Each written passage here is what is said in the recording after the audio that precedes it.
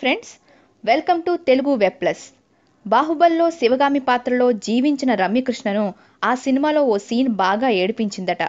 Cinema విడుదలైన 2 వారాల తర్వాత తొలిసారిగా మీడియా ముందుకు వచ్చిన రమ్యకృష్ణ అలాంటి పాత్రను పోషించే అవకాశం వస్తుందని ఎన్నడూ అనుకోలేదని తెలిపారు. శివగామి పాత్రకు శ్రీదేవిని అనుకున్నారనే సంగతి తనకి ఇప్పుడే తెలిసిందని తెలిపారు. ఆ విషయాన్ని అంతగా పట్టించుకోవాల్సిన అవసరం లేదన్నారు. నిర్మాతలు శివగామి పాత్ర కోసం ఎక్కువ రోజులు సమయం కేటాయించాలని కోరడంతో తొలుత తాను కూడా వెనకడుగు వేశానని తెలిపారు. అయితే కథ విన్నాక మరో ఆలోచన లేకుండా ఓకే చెప్పేశానని రమ్య పేర్కొన్నారు.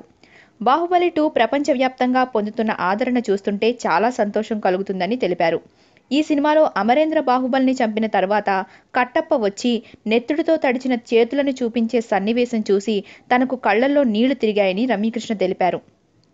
ఆ సన్నివేశం చేస్తున్నప్పుడు కంటే తెరపై చూస్తున్నప్పుడే ఎక్కువ బాధ కలిగించిందన్నారు. సినిమాకు కీలకమైన ఆ సన్నివేశాన్ని ఎలాంటి డైలాగులు లేకుండా కేవలం తన భావోద్వేగాలను మాత్రమే చూపించిన తీరు రాజమౌళి దర్శకత్వ ప్రతిభకు నిదర్శనమని శివగామి కొనియాడారు.